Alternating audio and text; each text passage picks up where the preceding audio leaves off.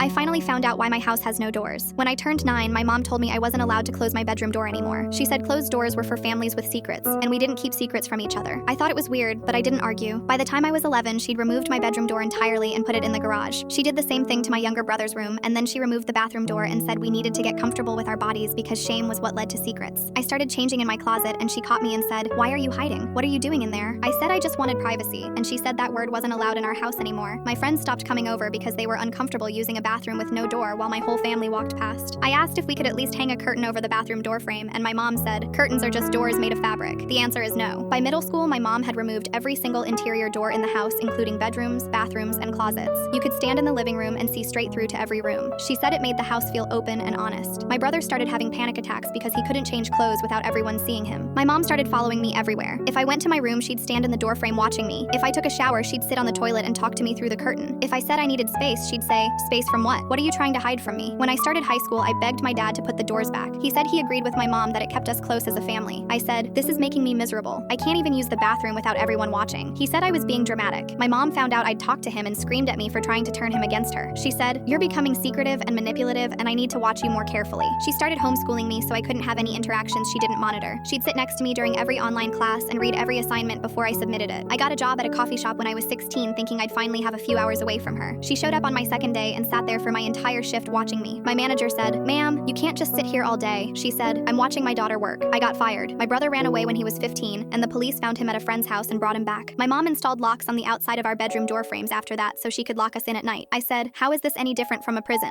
She said, "Prisons have doors. You can see I trust you because there are no doors." I started having panic attacks in the middle of the night because I felt trapped. When I was 17, I was looking for Christmas decorations in the attic and found a box of newspaper clippings from 30 years ago. The headlines said things like, "Local girl found after 3-month disappearance," and there were photos of a little girl who looked exactly like my mom. I read every article and discovered that my mom had been kidnapped when she was 9 years old. A man had grabbed her walking home from school and kept her locked in his basement for 3 months in a windowless room. I sat in the attic for 2 hours reading everything, and that's when I understood. The rules started when I turned 9 because that's how old she was when she was taken. She removed the doors because she couldn't stand the feeling of being locked in anywhere. She couldn't handle seeing a closed door because it reminded her of that room. I confronted her that night with the articles and said, "Is this why we don't have doors?" She started crying and said, "You don't understand what it's like to be trapped." I couldn't breathe in that room. I thought I was going to die there. I said, "So you made us live in a house where we can't breathe either." She said, "It's not the same thing at all." I said, "It is the same thing. You're so afraid of being locked in that you won't let us have any privacy. You won't let us close a single door. You follow us everywhere. You won't let us have friends or jobs or lives outside of your vision. You trapped us just like he trapped you." She said I didn't understand and I was being cruel. I said, "You need help. You needed help 30 years ago and you still need it now. But instead of getting therapy, you made your trauma into our prison." I moved out the day I turned 18. My mom still hasn't gotten help, and my brother moved out the second he could too.